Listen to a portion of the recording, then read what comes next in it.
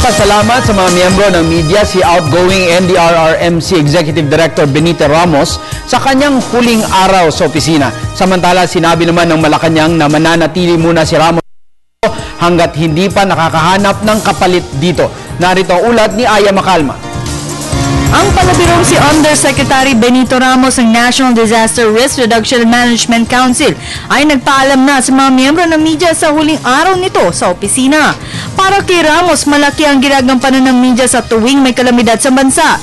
Ito ay ang kanyang partner sa tuwing naka-red alert, ang NDRRMC. Mas madali sa media. That's why OCD and the council, yung Operation Center, cannot do without the media. Para sa Defense Press Corps na halos araw-araw nakakasalamuha si Ramos, walang katulad ang darling of the press dahil anumang oras ay handa siyang sumagot at magbigay ng panahon sa media. Ito ay kahit wala pa siyang tulog. Minsan rin si Ramos pa ang tatawag sa mga mamamahayag para magpa-interview. Yun ang namimiss natin sa kanya, yung anytime natin siya nakokontak pag may mga kalamidad at yung kanyang asikaso sa atin. Pag nandiyan tayo, hindi na tayo pinababayaan. Ako dalawang bagay yung mamimiss ko kay Sir. Unang-una, yung anytime mo siyang tawagan, kahit 10 oras siya ng gabi o alas 4 ng madaling araw, andun siya. Pangalawa, yung kahit na sabi o napakalungkot ng mga balita, hindi pa rin nawawala yung sense of humor niya.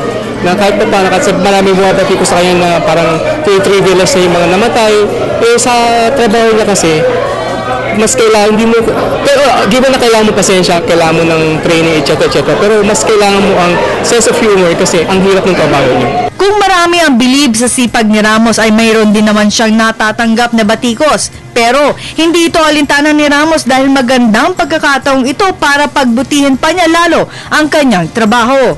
We will not be at OCD be an onion skin dahil we are a government. Maski maraming magaganda, meron din mga batikos.